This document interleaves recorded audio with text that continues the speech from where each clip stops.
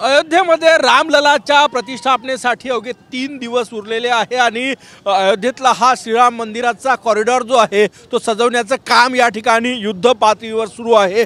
आपण या ठिकाणचे हे दृश्य बघू शकतो। हा संपूर्ण कॉरिडॉर जो राम मंदिराकडे जातोय, मुख्य रस्ता आहे आणि हा संपूर्ण कॉरिडॉर सजवला जातोय। सगळ्यात महत्त्वाचं म्हणजे हे जे फुलं तुम्ही बघताय, ज्या झेंडूच्या फुलांनी याची सजावट होत आहे, हे फुलं विशेषतः कोलकात्यावरून मागवण्यात आलेले आहे।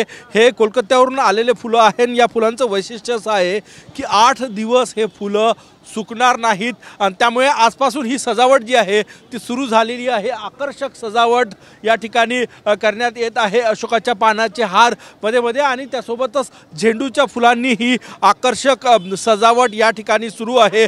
22 तारखेला रामललाच्या मूर्तीची प्राणप्रतिष्ठापना माननीय पंतप्रधान नरेंद्र मोदी यांच्या हस्ते होणार आहे आणि त्यासाठी संपूर्ण अयोध्या नगरी जी आहे ती सजते आहे। हा राम मंदिराकडे जाणारा मुख्य कॉरिडॉर आहे आणि तो कॉरिडॉर सजवण्याचं काम जे आहे ते या ठिकाणी युद्ध पातळीवर सुरू आहे आणि सगळ्यात महत्त्वाचा हा संपूर्ण कॉरिडॉर जो आहे तो या ठिकाणी सजवला जाणार आहे आणि त्यासाठी या ठिकाणी हजारो टन फुलं जे आहे ते कोलकात्यावरनं आणण्यात आलेले आहे। बघा हे दृश्य, हे हजारो टन फुलांचे हार जे आहे ते या ठिकाणी अयोध्येमध्ये दाखल झालेले आहे। कोलकात्यावरनं हे सगळे फुलं आलेले आहे आणि हा संपूर्ण कॉरिडॉर जो आहे तो फुलांनी सजवण्याचं काम युद्ध पातळीवर या ठिकाणी सुरू आहे। हे दृश्य, आकर्षक दृश्य बघा, हा कॉरिडॉर आहे आणि हा कॉरिडॉर सध्या आकर्षक फुलांनी या ठिकाणी सजवला जातोय। मोठा उत्साह या ठिकाणी रामभक्तांमध्ये आणि हा संपूर्ण कॉरिडॉर जो आहे तो कोलकात्यावरून आलेल्या विशेष फुलांनी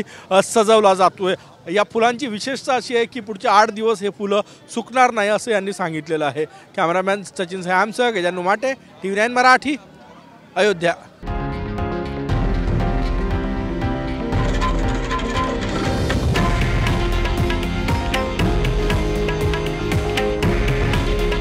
हे आहे देशातील नंबर 1 न्यूज नेटवर्क आणि आपण पाहत आहात TV9 मराठी। काळजी तुमची, हित महाराष्ट्राचं।